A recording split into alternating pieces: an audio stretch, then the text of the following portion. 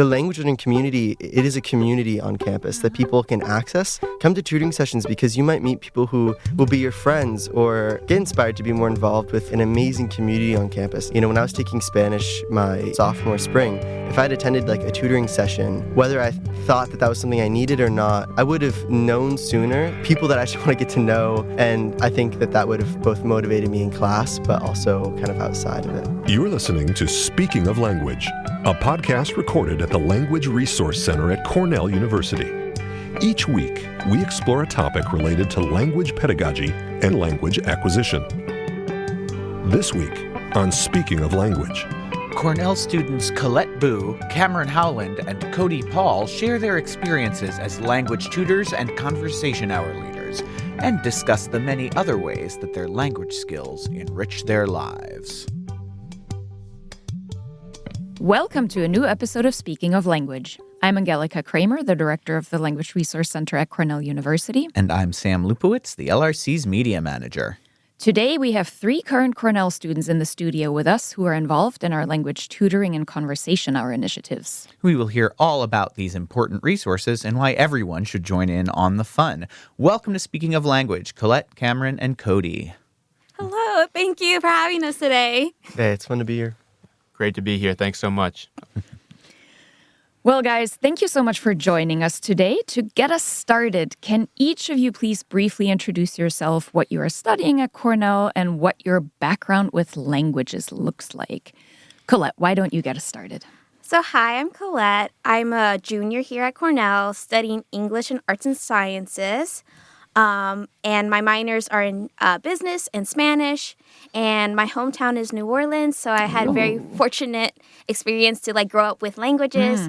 My dad's side is from Honduras, and I speak Spanish on that side of the family to my dad, to my grandma, and stuff like that. So that's been kind of my experiences with languages. Fantastic. Hi, my name is Cody Paul. I'm a junior here at Cornell. I'm studying biology and Spanish and also doing a minor in linguistics.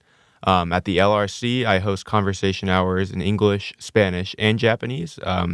My mom is Japanese, so I grew up speaking Japanese, from a very young age.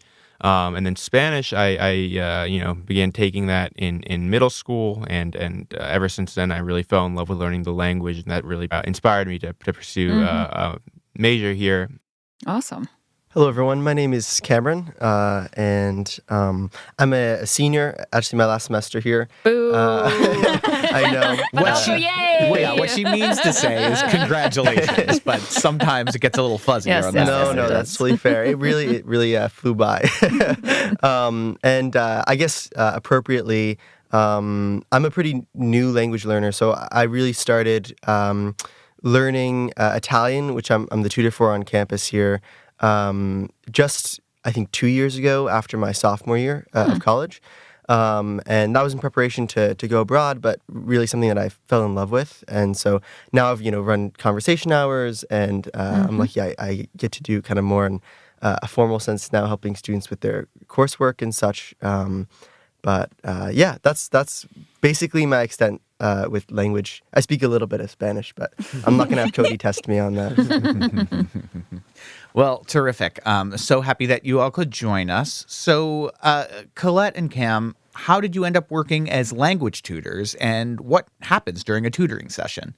Yeah, it was kind of a happy accident how I got into tutoring at the end of my fall freshman year. Kind of my Spanish teacher, I was in a Spanish for heritage speakers class, and she kind of recommended me to Tim, and she's like, we're gonna refer you to Tim, and Tim's gonna kind of interview you for the position of the Spanish tutor. And I'm like, that's crazy, I'm a freshman. I literally had just only done 1 semester of Spanish here at Cornell. It was intermediate I tested into, and so I ended up getting the job and starting in spring of my freshman year. Yeah, that's awesome. Now, thank you so much. And it's Mm-hmm. crazy because now I'm one of the longest tutors here. You also cannot graduate. I'm just going to throw that out there right now. It's like, what would they do without me? But yeah, and so it's one of those things. So it's kind of a happy accident, but I really enjoyed it. A normal, like, kind of day-to-day, work Monday afternoon. So like after classes and stuff like that, I'll stop by like the Language Resource Center, kind of set up tent and basically with my little sign that says like Spanish. And usually like the busy seasons are definitely during like prelims where like they need extra help. And I'm just there to support them. So we have this kind of like framework of like the students holding the pencil. So making sure that it's the student that's leading it. So it always varies depending on what the student wants to cover. But pretty much it's kind of like a very small like group work time. We walk through problems. We kind of discuss and like kind of try to set the students at ease. Yeah. That's awesome. Yeah, my experience, I think, similarly, I wasn't expecting to be a tutor on campus for Italian, especially, kind of while I'm arriving at the end of my time here at Cornell.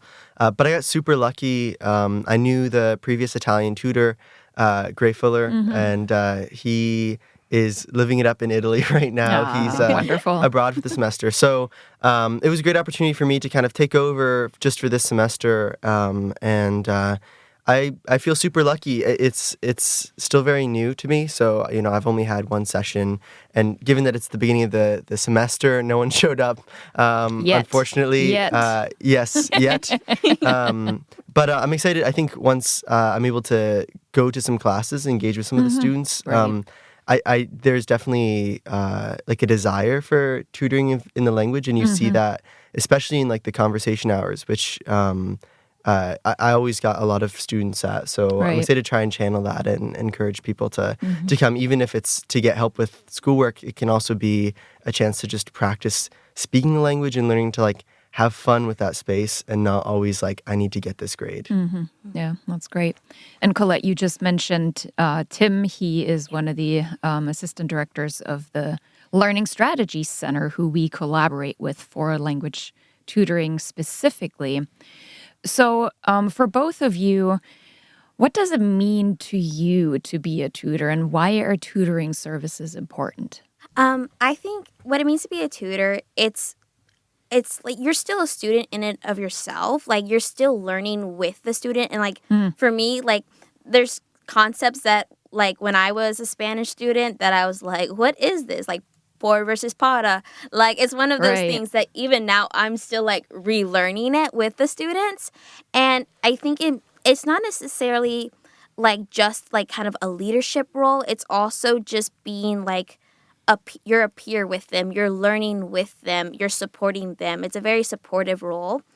And yeah, and I think it kind of means the world to me because it's like, it's a very kind of, I think we all lead very busy lives. So when you're able to kind of be the person to like reach out a helping hand to somebody else, I think makes it very fulfilling.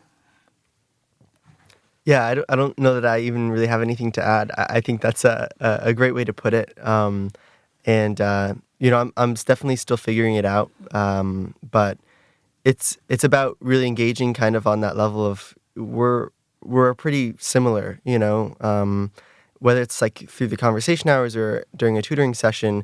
At the end of the day, like we're both still language learners. And so if I can just share some of my enthusiasm for this, maybe that's even just the difference is that they haven't discovered that yet, Right. And then like the skill level stuff is pretty, when it comes to an assignment, maybe it makes a difference, but I think at a basic level, at least the difference between me and someone who's just starting to learn Italian, there isn't really that much of a difference. It's really like a year and a half, maybe at that. So I think that's the value of it is that, it's like you're only really just one step ahead, so you can see a lot of the same kind of things in yourself, perhaps. Right.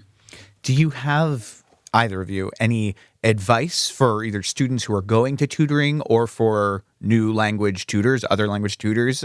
How can both of them make the most out of a tutoring session? I would say definitely attending, like just showing up and advocating for yourself. Because I've also run into the same trouble where like students don't show up and I'm like kind of there just sitting there just like waiting for somebody to come.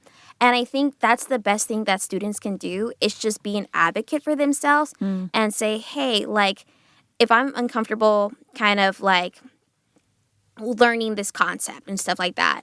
Like, kind of, it's okay to like speak out and say, hey, I'm confused, kind of. Yeah, I agree. I think maybe one of the biggest barriers, especially perhaps for students here, is just showing up and taking that step. I think for a lot of students too, the language classes, it's a requirement at this campus, which is like a wonderful thing. But people perhaps don't always take it super seriously, so right. they think that their time would be better spent studying or going to a tutoring session for another subject. But that's I think that's kind of too bad. I think that there's still so much that you have to learn from languages, even if it's not your main focus. And it's also like the language learning community, it is a community on campus that people can access.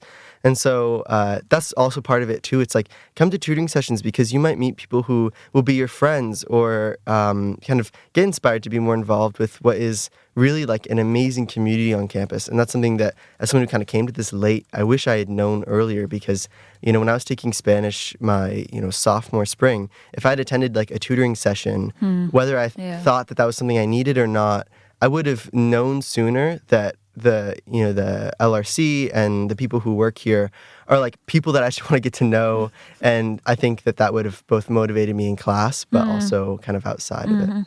Absolutely. So, Cody, you mentioned in your introduction that you are currently not only facilitating 1, but 3 conversation hours, which is so cool. Tell us more. How did you get involved? Why did you get involved? What's going on in conversation hours? Yeah, so I'm actually a pre-medical student. So because of that, it's very, very important for me to seek volunteer hours. And so I thought, if I'm getting these volunteer hours, I might as well receive them doing something I love. So that's what really kind of pushed me towards facilitating these conversation hours. And at these conversation hours, it's a very, very casual environment. One of the biggest obstacles that any language learner can face is confidence. It's you can be the most confident person in the world. Learning a language, speaking a new language, especially, as a beginner, is going to be hard. It's going to be, it's not going to be easy by any means. And a lot of people, the reason that they don't want to practice their languages that they're learning is because they feel embarrassed or they just don't have, like I said, that high level of confidence that you have in, of course, your native language. So that's kind of what we, when we're having these conversation hours, we really try to make it a very casual environment. Mistakes are more than welcome. We encourage mistakes, right? Absolutely. We don't want. That's how we learn. Yep, exactly, right. And especially for language learning, you need to make mistakes because if you're constantly trying to be perfect, you're not going to be speaking fluidly. Your speech is just going to be all over the place. So if you actually want to kind of attain some fluency in a language, you need to be able to speak without fear, and that's exactly the kind of environment that we try to create in the language conversation hours.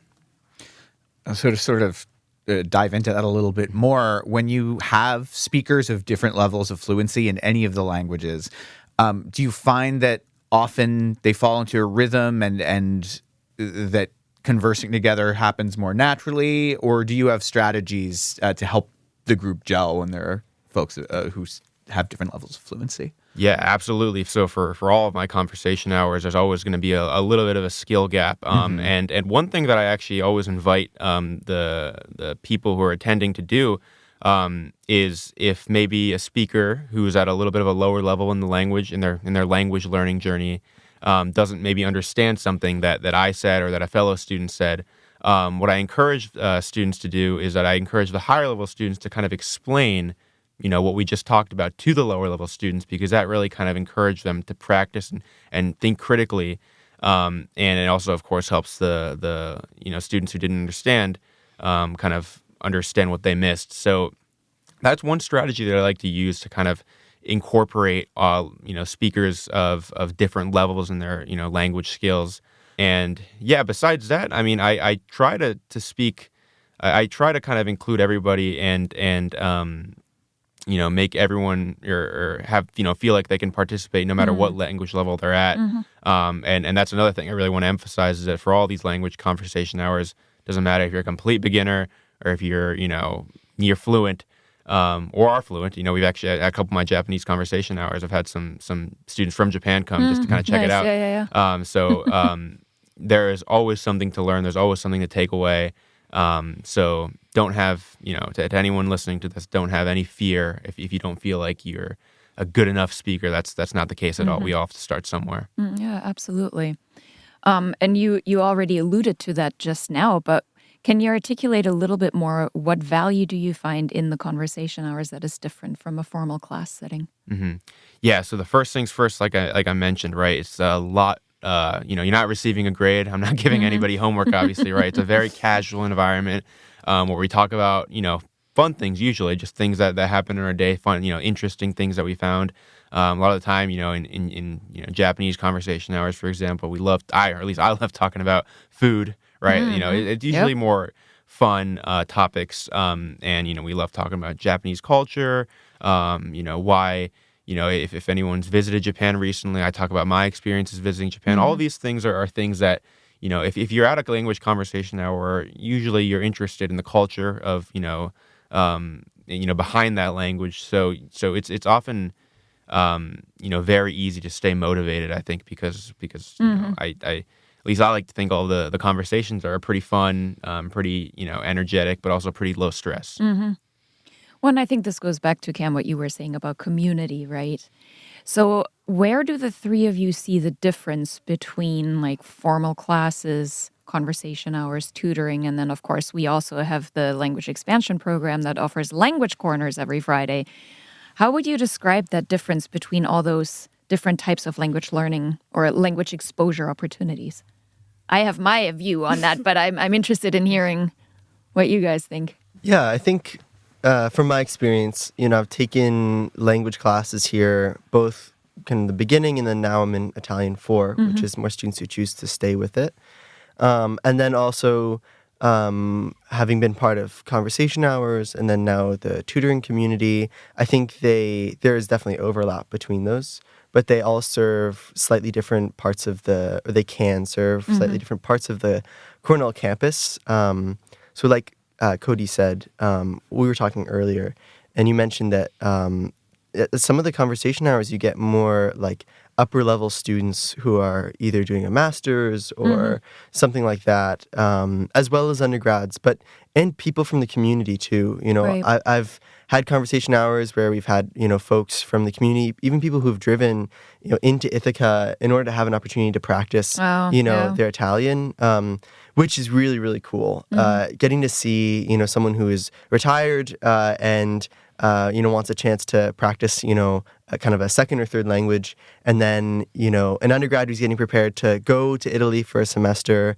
That, I think, illustrates the ways in which kind of these different programs reach very different groups of both students and as well as people in the community. One of my favorite moments from last semester was the World Language Day, where I got to, try and excite high schoolers about Italian language, and I think that will always be one of my highlights from the fall. Like, cool. Actually seeing people respond positively to that and get into the games that we are playing and trying to learn kind of different Italian vocabulary. So, yeah.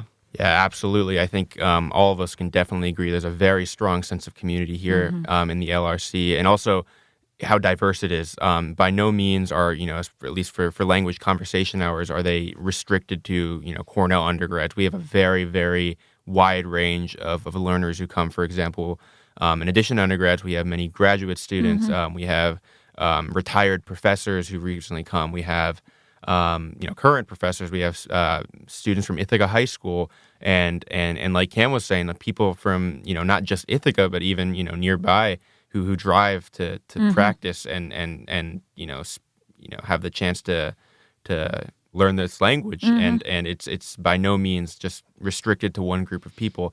And also, I think another thing we could all agree on is if we were to walk into the Language Resource Center at any given time, we'll recognize several faces. I mean, that's just the kind of community that we have here, and it's pretty awesome. Colette, anything else to add to this? Yeah, I think definitely the community, and that with that community comes like that fostering of it, I guess you could say, builds that confidence. I can kind of speak from it from a perspective like Language House. I work as like a language fellow for Spanish in the Language House, and you can kind of see the beginnings of that because many of the students we have there are like currently taking classes or they're just kind of beginning their language learning journey. So you can kind of see that like stage in its like infancy, I think. And it's like, it really like sparks a little joy and like to see them kind of like begin those bonds. But yeah. That's awesome. Yeah. Well, so for all of you, I know at least one of you is about to graduate, but what future plans do you have and how might they involve language? Yeah, so as I mentioned, I'm currently doing, I'm a pre-medical student here, so I'm making it through all my real tough classes, hanging in there. But afterwards, I actually plan to pursue a career in psychiatry. Definitely have a very open mind in terms of what specialty I choose, but as of right now, I'm absolutely leaning towards that specialty. Actually, I'm originally from Maryland, and back home, I volunteer as a medical interpreter, where I help low-income Spanish-speaking patients communicate with their doctors. That's been an absolutely incredible experience, and actually, it's what based on the stories that I've heard of the clinic, is what kind of pushed me push me towards interest in psychiatry. So I really hope to serve Spanish-speaking communities in the United States and help them with their mental health. That's my goal for right now. But like I said, I definitely have an open mind in terms of what I'd like to do. But I know I would absolutely love to combine my passion for medicine and Spanish. Yeah.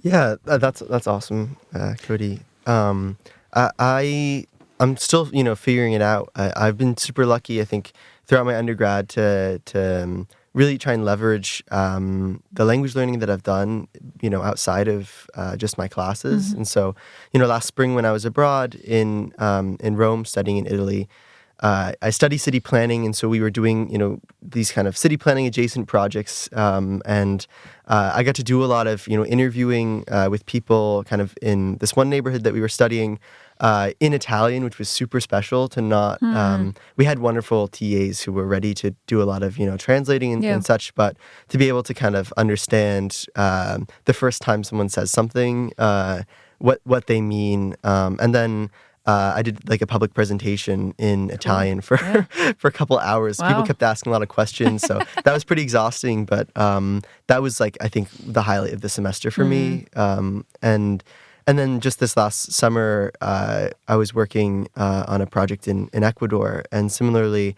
I was able to try and leverage some of my Italian towards speaking Spanish, both with like my host family, but also in the work that I was doing there in kind of like conservation.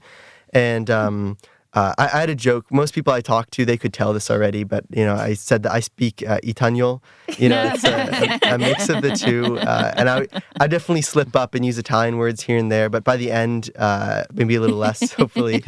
But thinking towards the future, I don't know where my career is going to take me.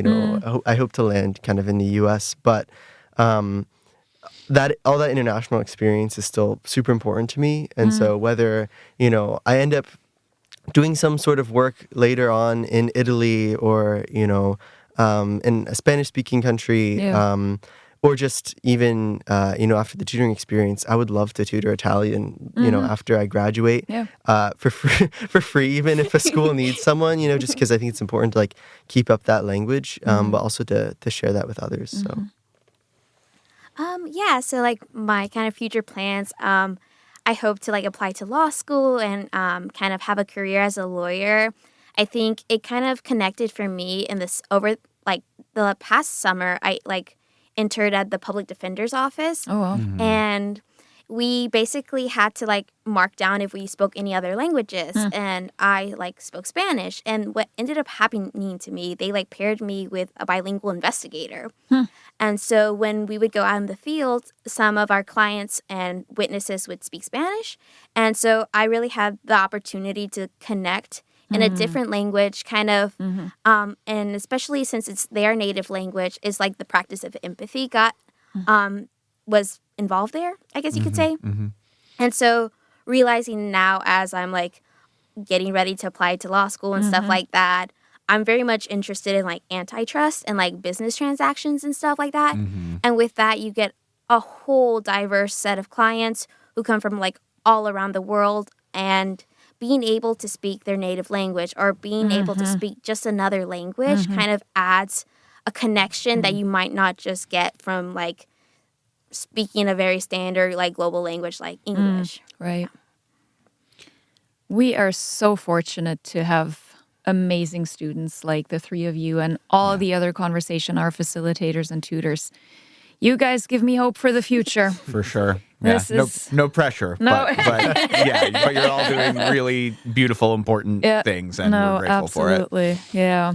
And for anyone who is interested, check out the LRC website for schedules and more details on language tutoring, on conversation hours, on World Languages Day, on all the things. That's all on our website, lrc.cornell.edu, which we will link in the show notes too. Absolutely.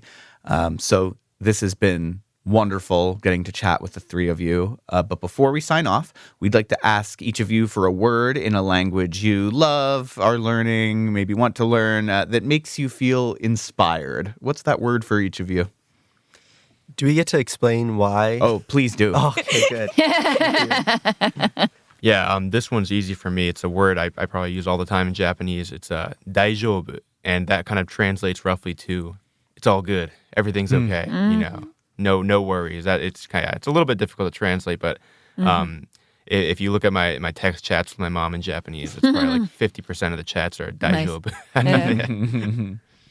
I can go actually. Mine's kind of related. It admittedly took me some time to like think of a word, but basically the word that I thought of is piano in Italian, which can mean a lot of different things. It can mean like a pianoforte, like literally a piano, or like, you know, un piano de un edificio, like like the floor of a building. But I remember it because I was like kind of freaking out one time when I was like just starting to learn Italian, and this kid came up to me. He was like the son of one of the professors in the program that I was doing, and he was from Italy, and he came up to me and he was like, "Piano, bro," and what he meant was like, just like chill out, like you're gonna be okay, because it means like soft or quiet or relax, kind of like piano and music, and so piano, bro. I always remember that. I love it. I love that. That's so cute. I would say for me, esperanza, which means hope in Spanish.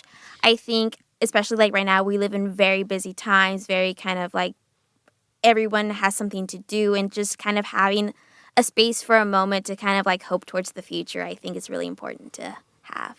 Well, as Sam just said, this has been a really wonderful conversation. We really appreciate everything that you do at the LRC for the language community here. Can't wait to see where all of this is taking you. But for now, thank you so much for speaking of language with us today, Colette, Cam, and Cody. Thank you guys so much. Thank you for having us. We're back next week with Serge Sidorenko, a Cornell alum and former e-board member of our Translator-Interpreter program.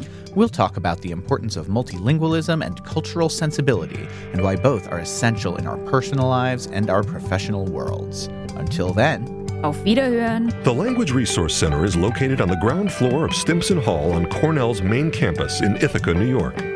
Check us out on the web at lrc.cornell.edu. And follow Cornell LRC on Facebook, Instagram, and Blue Sky. Speaking of Language is produced by Angelika Kramer and Sam Lupowitz. Recorded by Sam Lupowitz. Original music by Sam Lupowitz, Dan Gable, and Joe Gibson. Thanks also to the College of Arts and Sciences at Cornell University. As a reminder, the ideas and opinions expressed on this podcast do not reflect those of the College of Arts and Sciences or any other official entity of Cornell University. We thank our listeners, and do stay tuned for our next episode. Awesome, and I think now I have to wrap up, and I'm not paying attention because I'm writing down words. Yeah. You will cut that out. I will. Thank you.